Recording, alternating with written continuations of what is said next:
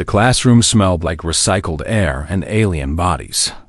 And Elena Vasquez sat in the back row where she always sat, her notebook open on the desk in front of her, her pen moving in small circles as she drew things no one else could see. Instructor Voss stood at the front of the room, his massive Dorvani frame casting shadows across the holographic display behind him. And his voice boomed through the chamber as he asked questions about fleet positioning and tactical doctrinal around Elena. Her classmates raised their hands and appendages and tentacles, eager to show what they knew, desperate to prove they belonged at the most prestigious military academy in the Galactic Union. The Valkyrie students were the fastest, their forearms shooting up before Voss even finished speaking, their minds quick and their confidence absolute. The Krethix cadets answered in unison, their hive-linked consciousness allowing them to form perfect responses that drew from hundreds of shared memories and experiences. The Dorvani students quoted ancient battle texts, their species having fought wars for 10,000 years, their knowledge of combat doctrine stretching back to before humans had discovered fire. Elena never raised her hand. She had not raised her hand once in 3 months of classes. And Instructor Voss had noticed, and he did not like what he saw when he looked at her. The human sat there day after day, silent and still, her eyes moving around the room in ways that seemed random, but probably were not. Her pen scratching against paper while everyone else used tablets and neural links. Voss had reviewed her written exams and found them adequate, but nothing special. Her scores placing her in the middle of the class. Nowhere near the top where the best Valkyrie and Krethix students competed for honors, had watched her in physical training and seen her perform at acceptable levels. Never excelling, never failing, just existing in that gray space where mediocrity lived and died. The Terran integration program had been controversial from the start, with many in the Union questioning whether humans belonged in galactic military service at all. They were so young as a species, barely 1,000 years into space travel, their bodies fragile and their minds isolated in single skulls without any connection to each other. Looking at Cadet Vasquez, Voss thought the critics might have been right after class ended and the other students filed out, chattering in their various languages about the upcoming survival examination. Elena remained in her seat, still drawing in her notebook. Voss approached her desk and stood there until she looked up at him, her brown eyes calm and unreadable. "Cadet Vasquez," he said, "do you understand the material we covered today?" "Yes, sir," she replied, her voice soft but steady. "Then why do you never participate in discussions?" Elena considered the question for a moment, her pen still in her hand, her notebook still open to a page covered in sketches that Voss could not quite make out from his angle. "I learn better by watching." "Sir," she said. Voss made a sound of displeasure deep in his throat, a Dorvani expression of disappointment that needed no translation. "Watching will not save your life in combat." "Cadet," he said, and then he walked away, leaving her alone in the empty classroom that night. Elena's roommate found her in the dormitory, sitting on her bed with her notebook and a tablet showing footage of old battle. Sirith was a young Valkyrie, with pale blue skin and forearms that never seemed to stop moving. And she had been assigned to share quarters with Elena at the start of the term. At first, Sirith had tried to befriend the human, asking her questions about Earth and human culture and what it felt like to have only two arms. Elena had answered politely but briefly, and over time Sirith had learned to accept that her roommate was simply quiet. But tonight, curiosity got the better of her. "What are you watching?" Sirith asked, settling onto her own bed and peering at Elena's tablet. "The Battle of Kreth Prime," Elena said. "From the Unification Wars?" Sirith's upper arms made a gesture of surprise, because that battle had happened 400 years ago, and it had involved only Krethix, forces fighting against each other in a civil war that most species had forgotten. "Why would you study that?" Sirith asked. Elena paused the footage and looked at her roommate with those calm brown eyes. Because nobody else does. She said Sirith did not know what to make of that answer. So she asked another question that had been bothering her for months. Why do you never speak in class? Elena, you must know the answers. I have seen your exam scores, and they are not bad. So why do you stay silent? Elena set down her tablet and picked up her notebook, flipping through pages of sketches and notes that Sirith had never been allowed to see. Talking about fighting is not the same as fighting, Elena said. But how will you learn if you do not engage with the instructors and the other cadets? Elena smiled. And it was a small smile, barely there. But real, I am engaging, she said. Just not in ways you can see. She returned to her footage, and Sirith watched her for a while, trying to understand what was happening behind those quiet human eyes.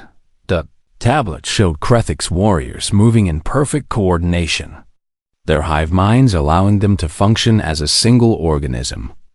Their tactics flawless and beautiful in their precision, but Elena was not watching the Krethiks. She was watching the spaces between them, the moments when their coordination flickered, the tiny gaps in their perfect formation that had allowed their enemies to eventually break through. She was watching how they failed, and she was taking notes later that night. Long after Sirith had fallen asleep, Elena slipped out of the dormitory and made her way to the simulation chambers. The Paganan Scifistories had fallen asleep. Elena slipped out of the dormitory and made her way to the simulation chambers. The chambers were supposed to be closed after midnight, but Elena had learned the access codes weeks ago by watching a senior cadet enter them. Memorizing the sequence of his fingers on the keypad, she entered a chamber and activated a program she had designed herself. One that put her in impossible situations against enemies that did not follow any known tactical doctrine for 3 hours. She fought and failed and died in the simulation, over and over again. Each death teaching her something new about her own weaknesses when she finally returned to the dormitory just before dawn. Her body was exhausted, but her mind was alive with new understandings. Sirith stirred as Elena climbed into bed. Where were you? The Valkyrie mumbled. Watching, Elena said. And she closed her eyes. In a few weeks, the survival examination would begin. And everyone would finally see what the quiet human had been learning in all those hours of silence. But for now, Elena slept, and in her dreams. She fought battles that had not happened yet against enemies that did not exist. She lost most of them, but each time she lost, she learned it, and that was the point. The drop pod hit the surface of Keth 4 with a force that rattled Elena's teeth. And then the doors blew open and the jungle air rushed in. Thick and wet and smelling of things that wanted to eat her, she was the last one out of the pod. Stepping onto the soft ground, while her squad mates gathered in a circle and argued about what to do next. There were 5 of them in total. A mixed species squad assembled by the academy to test how well different kinds of soldiers could work together under pressure. Collective Vern was their commanding cadet. A Krethix whose hive mind contained 17 distinct personalities, all working in perfect harmony. And he immediately began issuing orders in a voice that sounded like several people talking at onset. Arth was the Darvani, a young male with gray skin and small tusks jutting from his lower jaw. And he carried himself with the rigid discipline of a species that had been warriors, since before recorded history. Michele was another human, a tall man from the northern regions of Earth who had scored higher than Elena in every single class, and who looked at her now with barely hidden contempt. And Sirith was there too, her 4 blue arms wrapped around herself as she stared at the alien jungle with obvious fear. We will establish a defensive position on that ridge, Collective Vern announced, pointing with 3 of his 6 limbs toward a rocky outcrop about half a kilometer away. Standard Formation 7, overlapping fields of observation, rotating watch schedule. It was a textbook response, exactly what the instructors would have recommended. And Elena said nothing as the squad began moving through the undergrowth. The jungle of HFY was beautiful in a deadly way, with massive trees that rose hundreds of meters into the sky, and flowers that glowed with bioluminescent light, and insects that hummed in frequencies that made Elena's skull ache. She watched everything as they walked, her eyes tracking the movement of leaves and the patterns of shadows, and the way certain plants seemed to lean away from certain paths. By the time they reached the ridge and began setting up their position, Elena had counted 14 different species of predator sign and identified 3 likely hunting routes that converged somewhere nearby. She did not share this information with Collective Vern because she knew he would not listen. Krethix had already decided that the human who never spoke in class had nothing valuable to contribute, and nothing she said now would change his mind. So Elena stayed quiet and helped dig the defensive trenches and gathered materials for the signal fire they would light if they needed emergency extraction 6 hours into the exercise. The Venom Spine Hunters came. They came fast and silent, flowing through the jungle like shadows made solid, their long bodies covered in quills that dripped with paralytic poison. Collective Vern saw them first and shouted orders in 17 voices at once, directing the squad to fall back to the secondary position, to maintain spacing, to prepare for range defense. But the Venom Spines did not behave the way the training manuals said they should. They split into smaller groups and circled around, cutting off the retreat routes, and they feinted attacks from one direction, while the real assault came from Anathureth froze. His ancient Dorvani battle doctrines useless against predators that did not fight with honor or follow any recognizable pattern. Makili screamed and ran, breaking formation, and 2 Venom Spines immediately chased him into the deeper jungle. Sirith's 4 arms flailed as she tried to decide which weapon to hold, her panic making her clumsy and slow. Collective Vern kept issuing orders, but his 17 voices were contradicting each other now, the hive mind struggling to reach consensus when everything was happening too fast. Elena moved. She did not think about doctrine or formation, or the proper response according to academy training. She grabbed a handful of mud from the ground and threw it at the nearest Venom Spine's face, blinding it for the half-second she needed to roll past it and reach the supply pack they had brought from the pod inside. The pack were emergency flares, and she lit 3 of them at once and threw them in a wide arc around the squad's position. The Venom Spines flinched back from the sudden light and heat, their hunting instincts telling them that fire meant danger.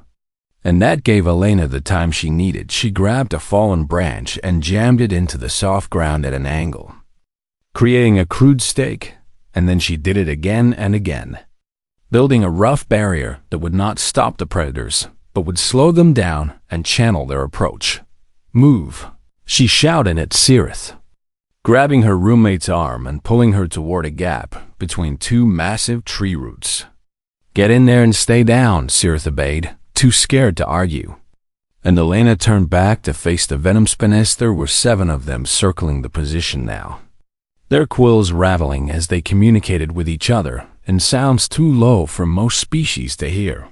But Elena had spent weeks studying the fauna of HFY before the exercise began, and she knew things about Venom Spines that were not in the Vayan, the Perdian standard briefing materials. She knew they hunted by heat and motion and scent. She knew they were territorial and would avoid areas marked by other predators. She knew they were smart enough to recognize a fight that would cost them more than they would gain. Elena picked up a rock and threw it hard at the largest Venom Spine, hitting it square in the snout. And then she screamed at the top of her lungs, a raw human sound that had no place in any tactical manual. The Venom Spine reared back in surprise, and Elena charged at it not to fight, because she knew she could not win a fight, but to make herself look like more trouble than she was worth. She waved her arms and stomped her feet and made herself as loud and unpredictable as possible. And the Venom Spines hesitated because this was not how prey was supposed to behave in that moment of hesitation. Elena grabbed one of the burning flares and touched it to a pile of dried leaves she had noticed earlier, starting a small fire that sent smoke billowing through the clearing. The Venom Spines hated smoke even more than they hated fire, and they began to retreat, their hunting formation breaking apart as instinct overrode hunger. Elena kept the pressure on, throwing rocks and shouting and feeding the fire until the last of the predators had vanished into the jungle. Then she turned and found her squad mates staring at her with expressions she had never seen directed at her before. Collective Vern. S-17 voices were silent for once.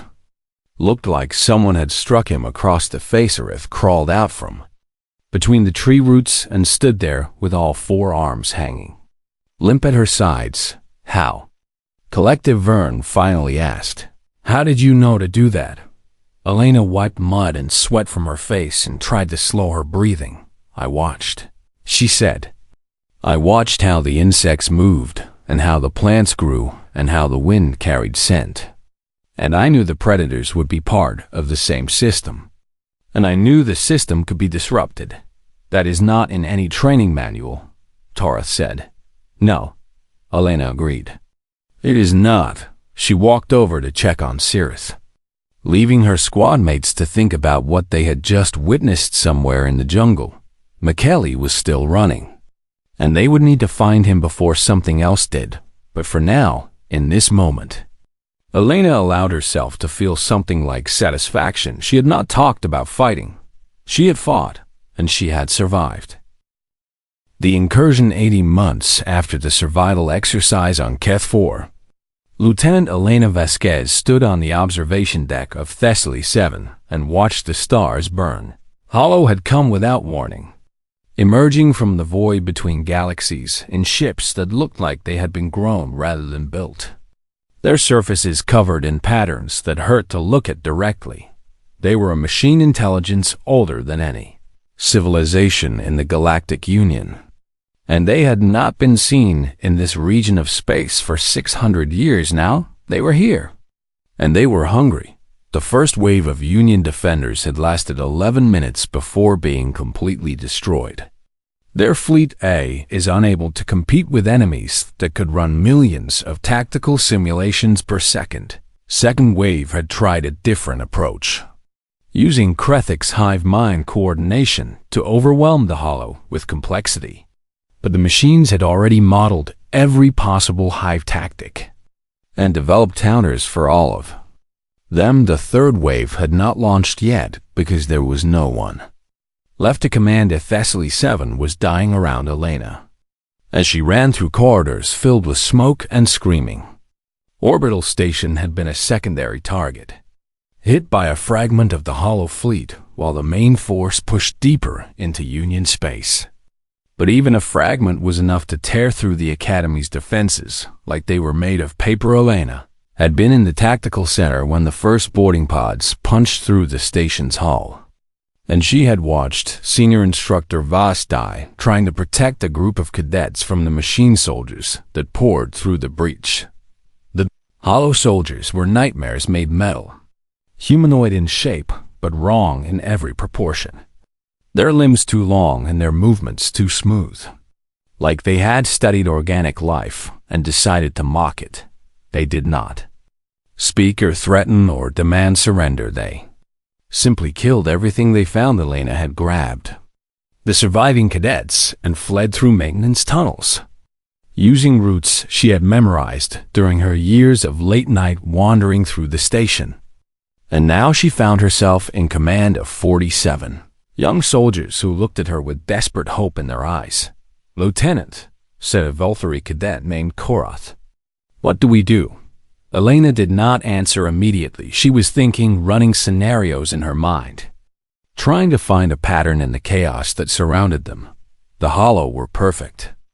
Their tactics optimized across millions of simulations.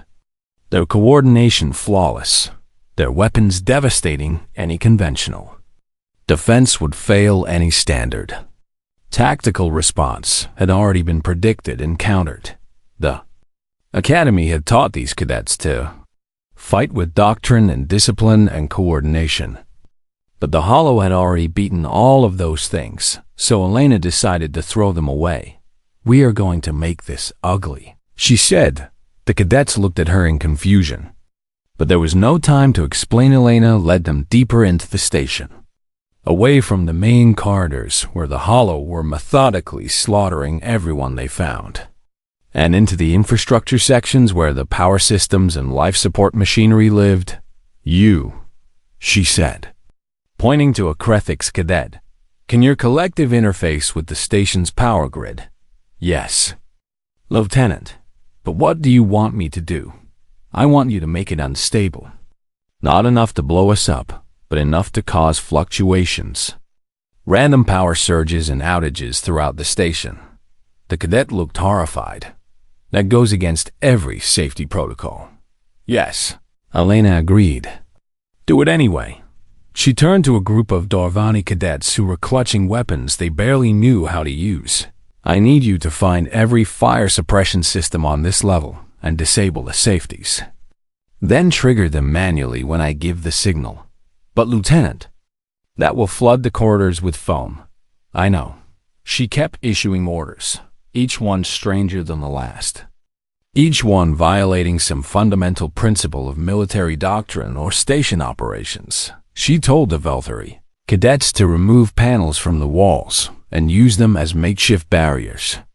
Not to stop the Hollow, but to channel them into specific corridors. She told the human cadets to gather emergency supplies and scatter them throughout the area, creating multiple potential fallback positions instead of one defensible location. She told everyone to forget everything they had learned about proper formation and spacing and coordination. The Hollow have modeled every tactic in the Union database. Elena explained as they worked. They know how Darvani fight. They know how Krethix coordinate.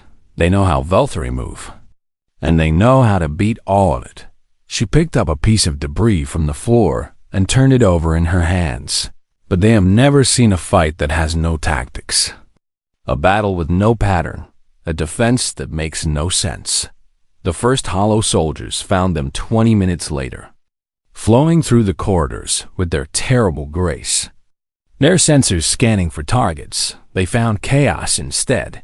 The lights flickered and died, then came back at random intervals in random sections, throwing shadows that moved in unpredictable ways. Foam burst from the walls and ceiling, filling corridors with white clouds that blocked sensors and disrupted targeting. The cadets attacked from everywhere and nowhere, popping out of maintenance hatches and ventilation shafts, striking once and then disappearing before the Hollow could respond. They did not try to kill the machines, because they knew they could not. But they damaged them and slowed them and made every meter of advance cost something. Elena moved through the chaos like she had been born for it, directing the defense with hand signals and shouts, constantly changing positions so the Hollow could never predict where she would be. She used the station itself as a weapon, triggering emergency bulkheads to crush machine soldiers, venting atmosphere from sections to create pressure waves, overloading power conduits to create localized explosions. It was messy and wasteful, and completely against every principle of efficient warfare, and it was working. The Hollow's perfect coordination meant nothing when there was no pattern to coordinate against. Their predictive algorithms spun uselessly against opponents who seemed to be choosing actions at random. Their optimized tactics failed because there was nothing to optimize against for 6 hours. Elena and her cadets held a section of Thessaly 7 that should have fallen in minutes. And when Union reinforcements finally arrived to evacuate the station, they found 47 cadets still alive behind a defense made of foam and debris and sheer, stubborn refusal to die. The rescue shuttles took them away from the burning station, and Elena sat in the back of one, Surrounded by cadets who looked at her like she was something more than Humankareth sat beside her. His forearms wrapped around his chest, his eyes wide with exhaustion and wonder. "How did you know that would work?" he asked. Elena looked out the viewport at the stars, at the distant flashes of light where the Union fleet was still fighting the Hollow, still losing but not as badly as before. "I did not know," she admitted. "But I knew that doing what they expected would fail. So I did what they did not expect." "That is insane." "Yes," Elena agreed. "But we are alive." She closed her eyes and leaned her head back against the shuttle wall. Somewhere out there, the war against the Hollow was just beginning, and the Union would need to learn new ways to fight if they wanted to survive. Elena had given them a glimpse of what those new ways might look like. Now it was time for everyone else to start learning. Required viewing 5 years after the fall of Thessaly 7. A young Velthari cadet named Sareth walked into a classroom she had never seen before and found something unexpected waiting for her. There were no instructors standing at the front of the room, no holographic displays showing tactical formations, no other cadets eager to raise their hands and prove their knowledge. There was only a single screen on the wall and rows of empty seats arranged to face it. Sareth had been told that this class was mandatory for all first-year cadets at every academy in the Galactic Union. But no one had explained what it was about or why it mattered.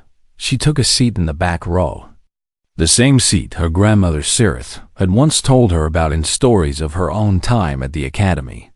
And she waited. Other cadets filed in over the next few minutes, a mix of species from across the Union, all of them wearing the confused expressions of young soldiers who did not know what they were about to experience when the room was full. The lights dimmed, and the screen came to life. It showed a human woman sitting in the back row of a classroom, her notebook open in front of her, her pen moving in small circles, while aliens around her raised hands and appendages to answer questions.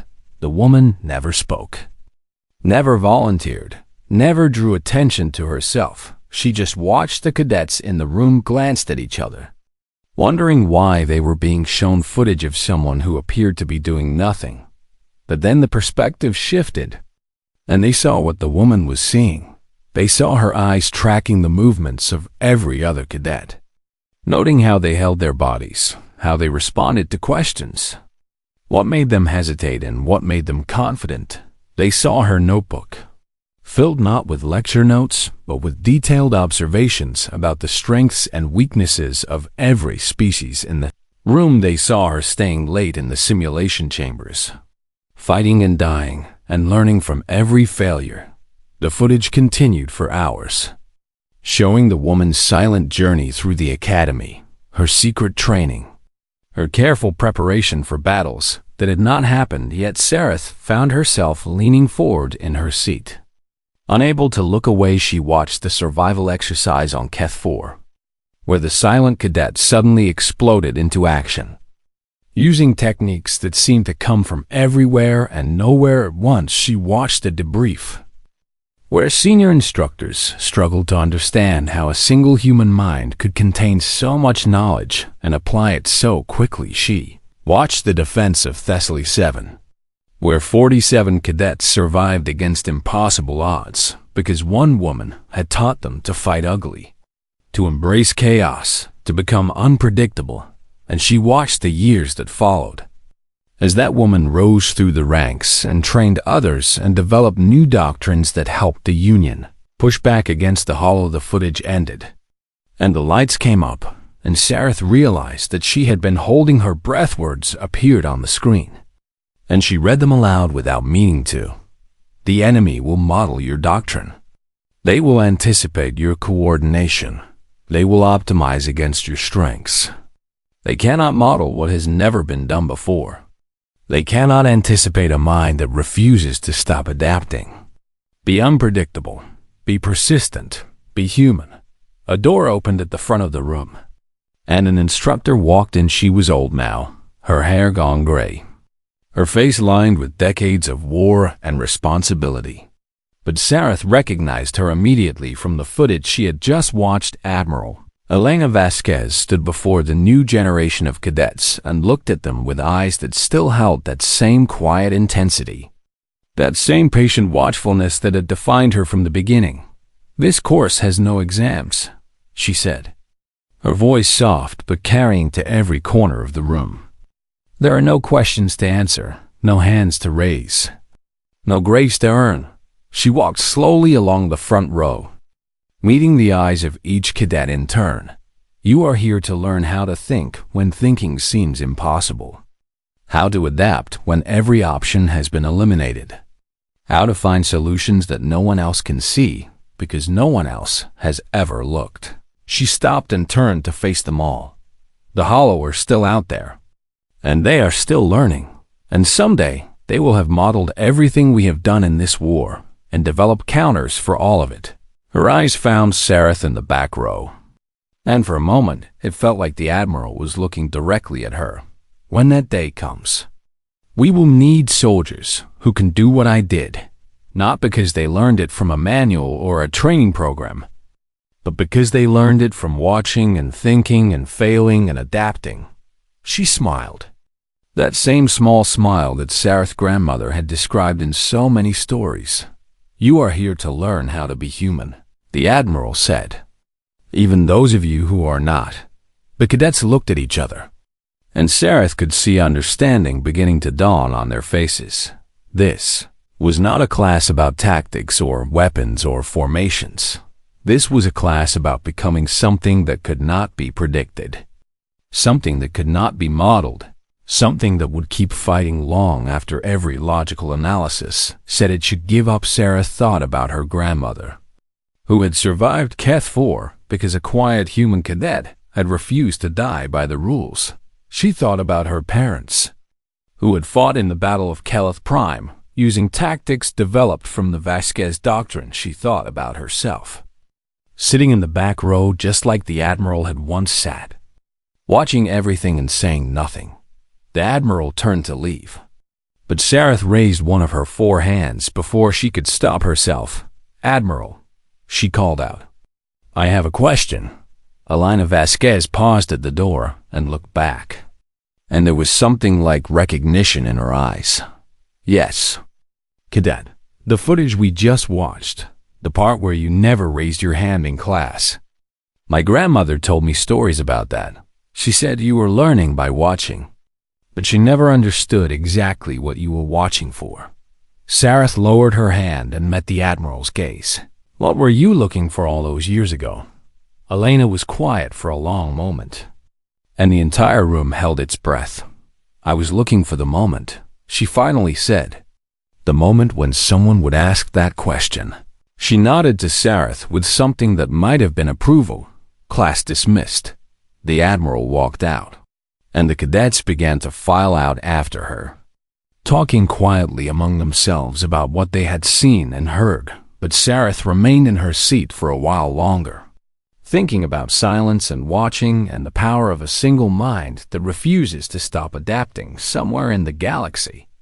The war against the Hollow continued, but in this room, in this moment, a new generation of soldiers was beginning to understand what it meant to be human. Not the body or the blood or the planet of origin, but the stubborn, creative, endlessly adaptive spark that burned in every isolated mind, the spark that the Hollow could never model, the spark that would keep burning long after the stars themselves went. Dark Sareth stood up and walked out of the classroom, and she did not raise her hand again for the rest of her time at the academy. She was too busy watching and learning and becoming something that could not be predicted, just like the Admiral had always intended. The debrief, the Academy Review Chamber, was a vast circular room with seats rising in tiers around a central holographic display. And today, that display was showing footage of a human cadet fighting for her life on a jungle moon. Instructor Voss sat in the front row with 6 other senior instructors beside him, and none of them had spoken for almost 20 minutes as they watched Elena Vasquez move through the chaos of the Venom Spine attack. The footage had been recorded by automated drones that followed every squad. During the survival exercise, capturing everything in high detail from multiple angles, Voss had watched the recording 11 times already. And each time he noticed something new, he watched how Elena's eyes moved before her body did, scanning the environment for threats and opportunities and patterns that seemed random but clearly were known. Watched how she shifted her weight and adjusted her stance without conscious thought, her body responding to danger with reflexes that had been trained into muscle memory through countless hours of practice. He watched how she used the terrain, and the fire and the smoke and even her own voice as weapons, turning everything around her into a tool for survival. "Freeze the footage at Mark 17, said Senior Instructor Kelleth. A Crethix whose collective mind contained over 200 individual personalities. The hologram froze, showing Elena in mid-throw, a rock leaving her hand on a trajectory toward the largest venom spine. In the 4 seconds before this moment, Kelleth said, she performed 17 distinct tactical adaptations. Does anyone recognize the patterns? Voss leaned forward and studied the frozen image, trying to see what Kelleth was seeing. She shifted to a Terran martial form called Krav Maga, offered Instructor Yen, a Valkyrie weapons specialist, but only for the initial movement. Then she transitioned to something else. She used a hunting technique from Earth's Arctic regions, said another instructor. The way she spread her arms and made herself appear larger. That is how Terran tribes scared away large predators called bears. And here, Kelleth continued, advancing the footage frame by frame. She positioned herself relative to the light source in a way that maximized the shadows behind her, making it harder for the venom spines to judge her true position. This is a technique used by a species of Earthsquid. The room fell silent as the instructors absorbed this information. You are saying, Voss said slowly, that she combined techniques from human martial arts, human hunting traditions and animal behavior all in 4 seconds, without conscious thought. Yes, Kelleth replied. And she also incorporated 2 innovations that we cannot trace to any known source. Techniques that appeared to be entirely her own creation. Voss sat back in his chair and tried to understand what he was seeing. Had commanded Dorvani warriors for 40 years. Soldiers who trained from birth in combat doctrines perfected over millennia. And not one of them could have done what this human cadet had done. Play her simulation logs, he ordered. The hologram shifted, and suddenly the room was watching footage from months earlier, showing Elena alone in the Academy's simulation chambers, fighting and dying and fighting. Again they watched her face a Valkyrie blade, master and lose in seconds. They watched her face a Crethix tactical collective and be overwhelmed by their coordination. They watched her face a Darvani heavy assault unit and be crushed by superior firepower. She lost every single simulation, but she never lost the same way twice. Each time she died, she adapted, changing her approach, trying new techniques, learning from every failure until she found ways to survive just a little longer. Instructors watched hundreds of hours of footage compressed into a summary that showed Elena's evolution as a fighter. And by the end, they were seeing a cadet who could hold her own against simulated enemies that should have been far beyond her capabilities. How many hours? Voss asked quietly. 743 hours of solo simulation training. Kelleth replied. Outside of scheduled class time, mostly between midnight and dawn. That is more than any other cadet in the history of this academy. Yen said Voss thought about all the times he had watched Elena sit silently in the back of his classroom, never raising her hand, never answering questions. And he felt something he rarely felt. He felt ashamed. Bring her in, he said. Elena entered the review chamber 10 minutes later, still wearing her cadet uniform, her face showing no expression as she stood before the assembled instructors. Cadet Vasquez, Voss said. Do you know why you are here? I assume it has something to do with the survival exercise. Sir, your squad mates have already been debriefed. They credit you with saving their lives. But we have questions about how you accomplished what you did. Elena waited. Saying nothing. You never spoke in my classes, Voss continued. You never demonstrated any exceptional ability in training. Your exam scores were adequate, but unremarkable. And yet on Keth 4 you performed at a level that none of us can fully explain. I learned differently than others. Sir, Elena said. Explain. Elena was quiet for a moment, and Voss could see her thinking. Choosing her words carefully. Most species in the Union have advantages that humans do not have, she said. The Voltheri have forearms and faster reflexes. The Krethiks have hive minds that allow them to think together. The Dorvani have 10,000 years of battle doctrine to draw from. She paused and looked around the room at the assembled instructors. Humans have none of those things. We are alone in our heads. Each of us a single mind with no connection to any other. And when we face danger, we cannot call on the wisdom of our collective or the strength of our hive. This seems like a weakness. Calith observed it is, Elena agreed. But it is also a strength, because when you are alone, you must learn to think alone. You must learn to adapt without waiting for consensus. You must learn to find your own solutions to problems that no one else has ever faced. She straightened her posture and met Voss's eyes directly. I did not speak in your classes because I was not learning from the lectures. I was learning from watching. I watched how every species thinks and fights and solves problems. And I looked for the gaps in their methods. The weaknesses that their own traditions blind them to. And the simulation training, Yen asked. All those hours alone in the chambers. I was practicing failure, Elena said. I was learning how to lose in every possible way so that when I faced a real threat, I would have already experienced something similar. Even if only in simulation, the instructors exchanged glances. And Voss could see that they were all thinking the same thing he was thinking this. Human had been preparing for war while everyone around her assumed she was falling behind. She had been studying their strengths and cataloging their weaknesses while they dismissed her as unremarkable. She had been becoming something dangerous while they were not. Watching Cadet Vasquez, Kellis said, I have a question that I would like you to consider carefully before answering. Yes. Senior instructor. Humans do not share thoughts. You cannot link your minds or pool your consciousness. And yet in 4 seconds of combat you drew upon techniques from martial arts, hunting traditions, and animal behavior that span thousands of years of your species' history. How is this possible if you cannot access a collective memory? Elena smiled.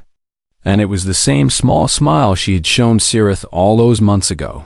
We cannot share thoughts, she said. But we can share stories, and we can read and watch and learn. And we can carry pieces of every human who ever lived inside our single, isolated minds. She tapped her head with one finger. I am alone in here, she said. But I am not empty. I carry my ancestors with me. All of them. And when I needed them, they were there. The review chamber was silent. Voss looked at this human cadet. This quiet young woman who had never raised her hand in class. And he finally understood what he had been missing all along. She had not been disengaged. She had been preparing. Compile all her simulation logs, Voss ordered, and begin developing a new training module. I want every cadet in this academy to see what we have just seen. Elena stood at attention, waiting to be dismissed, and Voss nodded to her with something approaching respect. You are dismissed. Cadet Vasquez, and you have taught this old Dorvani something valuable today. What is that? Sir, that silence can be louder than words, Voss said, if you know how to listen.